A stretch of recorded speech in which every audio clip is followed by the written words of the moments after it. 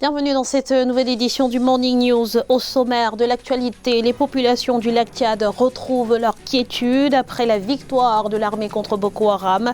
L'administration est progressivement déployée et les activités économiques reprennent peu à peu. Renforcement des mesures restrictives pour contenir la propagation du Covid-19 à Djibouti.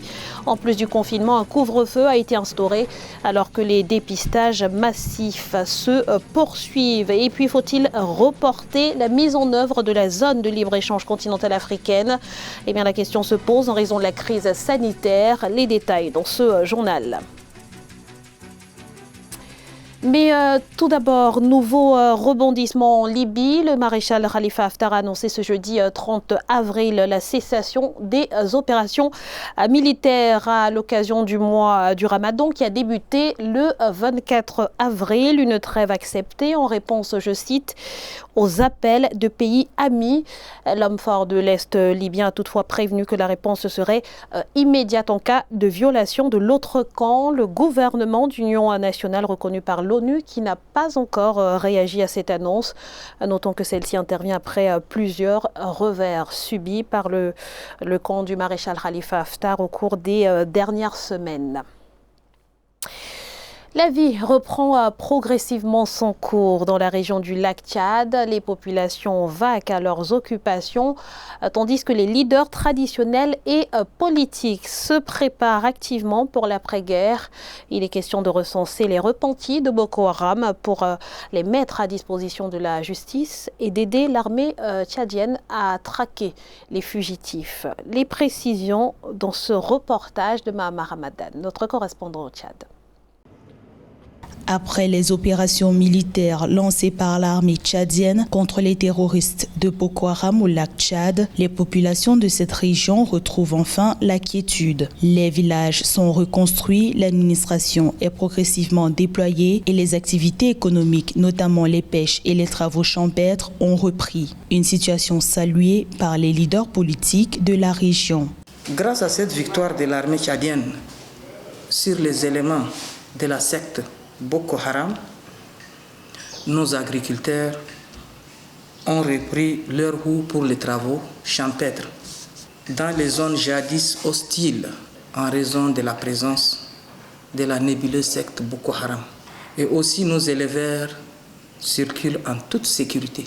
Par ailleurs, conformément aux instructions du chef de l'État Idriss Déby Itno, les responsables politiques et les leaders traditionnels du lac Tchad se mobilisent pour préparer l'après-guerre, notamment le recensement des rescapés et des fugitifs repentis de la secte Boko Haram pour les mettre à la disposition de la justice. Beaucoup d'efforts sont en train d'être faits par la population, par l'État, par nos structures de partis politiques, donc le mouvement patriotique du salut, dont on a la charge dans cette partie du pays, sont en train de faire la gestion de après-guerre, en cherchant à recueillir les fugitifs Boko Haram qui cherchent à rentrer, donc ils les prennent. Ils prévoient un camp pour les garder et après ils vont remettre à la justice pour faire son travail. Notons que les leaders religieux, coutumiers et politiques de la région ont remercié les forces de défense et de la sécurité qui ont payé de leur vie pour éradiquer le terrorisme dans les localités insulaires de cette partie du pays. Dans l'actualité également, la Côte d'Ivoire qui se retire du protocole de la Cour africaine des droits de l'homme, une décision qui fait suite à l'arrêt de la Cour africaine qui a ordonné la suspension du mandat d'arrêt contre Guillaume Soro et la remise en liberté provisoire de ses 19 partisans. Le retrait de la Côte d'Ivoire sera effectif dans un an et ne remet pas en cause les décisions de la Cour déjà rendues. Notons qu'il s'agit du 4e pays à retirer sa déclaration de reconnaissance de la compétence de la Cour africaine des droits de l'homme et des peuples après le Bénin, le Rwanda et la Tanzanie. Au grand mot, les grands moyens face à la propagation du coronavirus. Le président djiboutien Ismaïl Omar Guelleh durcit les mesures restrictives au confinement des populations. S'ajoute à présent un couvre-feu et des campagnes de dépistage massives. Les détails avec Amesh Katapoul, commentaire Neil Claude Bessa. À Djibouti, le président Ismaël Omar Guelleh prend à bras le corps la lutte contre la pandémie. Décrété le 23 mars dernier, le confinement, comme dans les autres pays du continent, a permis de contenir la propagation du virus, mais surtout la prise en charge et la guérison d'un nombre important de patients atteints de la maladie liée au Covid-19. Le chef de l'État n'a pas hésité dès les débuts à prendre ses responsabilités, à déployer l'ensemble des efforts et des mesures qui consistent à la fois à protéger nos concitoyens, mais également à lutter contre la propagation du virus. Ce qui nous amène aujourd'hui, grâce justement à ces actions sanitaires, à avoir à peu près 600 personnes qui sont guéries suite justement au fait qu'ils aient contracté le virus. Des résultats encore insatisfaisants pour le président Ismaël Omar Guelleh qui vient de durcir les mesures en imposant notamment un couvre-feu. Selon les autorités locales, Djibouti recense entre 999 et 1072 cas de coronavirus. Si le chiffre paraît élevé, c'est parce que les autorités sanitaires ont privilégié des dépistages massifs, soit 11 000 tests déjà pratiqués. Le chef de l'État a ordonné un dépistage massif d'abord dans les quartiers populaires, dans l'objectif de mesurer la contagion communautaire, pour ensuite passer à celui sur le personnel essentiel dans le public en privé. L'objectif étant tout simplement de tester 10% de la population, dégager ensuite la stratégie et mesures dans la gestion de cette crise sanitaire. C'est dire le degré d'appréciation de la situation par les chefs de l'État qui continuent à engager tous les moyens relatifs à la protection de nos concitoyens. Le 31 mars dernier, un fonds d'urgence et de solidarité a été créé par le président Ismaël Omar Guelleh d'une valeur d'1 milliard de francs djiboutiens, un fonds auquel il a apporté sa contribution financière à hauteur de 10 millions de francs. Difficile de respecter les délais dans ce contexte de pandémie. La mise en œuvre de la zone de libre-échange continentale africaine initialement prévue pour juillet 2020 devrait donc être retardée, un scénario que redoutent certaines institutions. Nathalie Maufoy. Incertitude quant au lancement effectif de la zone de libre-échange continentale africaine ZLECA. Prévu en juillet 2020, le démarrage de la ZLECA pourrait connaître des perturbations à cause des effets de la pandémie de Covid-19.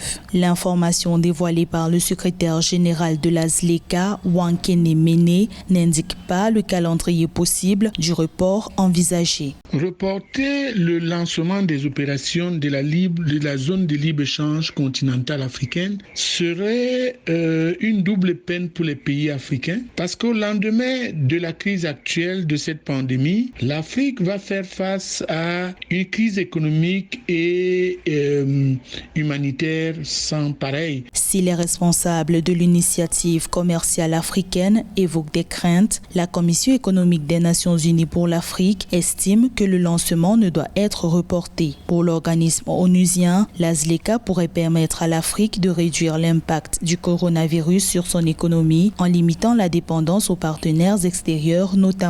La crise actuelle va permettre aux Africains de bien comprendre l'importance de l'intégration des économies africaines, de la fluidité des marchés et le libre-échange communautaire. Il faudrait plutôt maintenir le lancement de la zone de libre-échange continentale. La zone de libre-échange continentale a été ratifiée par 55 pays africains. Elle représente un enjeu économique de 3,4 milliards de dollars pour un marché de 1,3 milliard d'habitants. La ZLECA va devenir le plus grand nouveau bloc commercial depuis la création de l'Organisation mondiale du commerce en 1994. La lutte contre le coronavirus nécessite beaucoup de fonds. Après la Côte d'Ivoire, le Sénégal a émis sur le marché financier de l'UEMOA une obligation sociale, émission qui a trouvé un écho favorable auprès des investisseurs qui se sont engagés à hauteur de 426 milliards de francs CFA. C'est 4 fois plus que le montant initialement recherché. À Ménédi.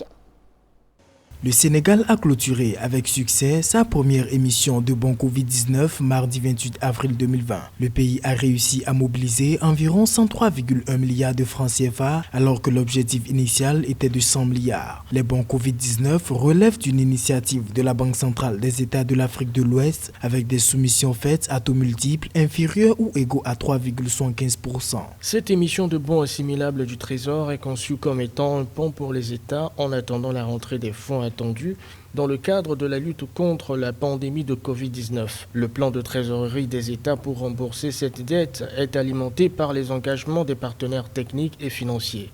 Les investisseurs ont proposé un peu plus de 426 milliards de francs CFA, 4 fois plus que le montant recherché, ce qui traduit bien l'engouement autour des bons Covid-19 initiés par la BCEAO. C'est une question de survie. On ne peut pas faire autrement que de prêter de l'argent aux États pour faire face aujourd'hui à la situation actuelle, parce que sans cela, les conséquences de ce semi-arrêt vont être extrêmement désastreuses pour les pays africains. Je ne parle pas seulement du point de vue économique, ça va du point de vue social, du point de vue politique. Et quand vous voyez qu'en Europe aussi c'est la même chose, on essaie de trouver de l'argent partout pour essayer de financer cette économie qui est quasiment à l'arrêt. Et puis on escompte que plus tard, la situation s'améliorera. Assortie d'un rendement moyen pondéré de 3,40%, l'émission faite par le Sénégal sur le marché vient en secours aux recettes fiscales presque en chute. Sont chiffrés à 5 300 milliards de francs CFA les besoins des pays de l'UEMOA pour faire face à la pandémie du coronavirus. Faut-il reprendre les entraînements dans la perspective d'une reprise du championnat de football en Tunisie ? Eh bien, les autorités hésitent et demandent au club de faire preuve de patience, alors que dans d'autres pays, l'heure est aux vacances puisque les fins de saison ont été actées. José Douglas.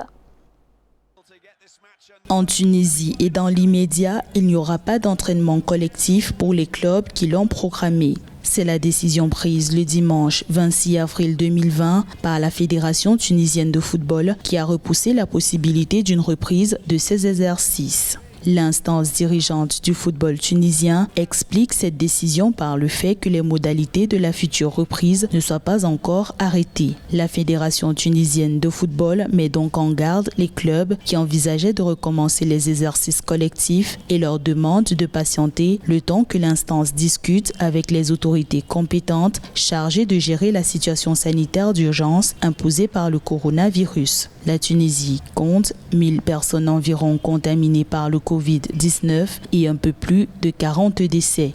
Le ministre de la Santé, il a envoyé un message très dur et strict et sévère pour la fédération tunisienne que seul le ministre de la Santé ou le ministère de la Santé qui a le droit d'ordonner ou de donner l'autorisation à qui que ce soit en Tunisie de reprendre que ce soit les entraînements pour les fédérations. Et puis en Europe, en France, où le Covid-19 a fait beaucoup de victimes, les dirigeants du football attendaient une reprise des championnats, mais finalement la réponse est négative suite aux dernière déclaration du Premier ministre français Édouard Philippe à l'Assemblée nationale et les décisions du gouvernement français.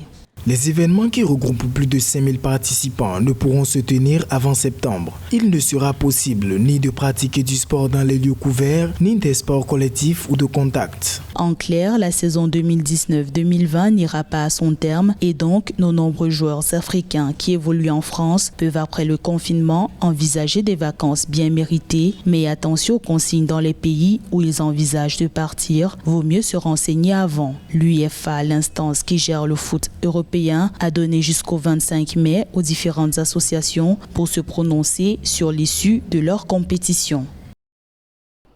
Ce journal a été réalisé par l'ensemble de la rédaction. Merci pour votre fidélité. Restez sur Africa 24, l'information continue.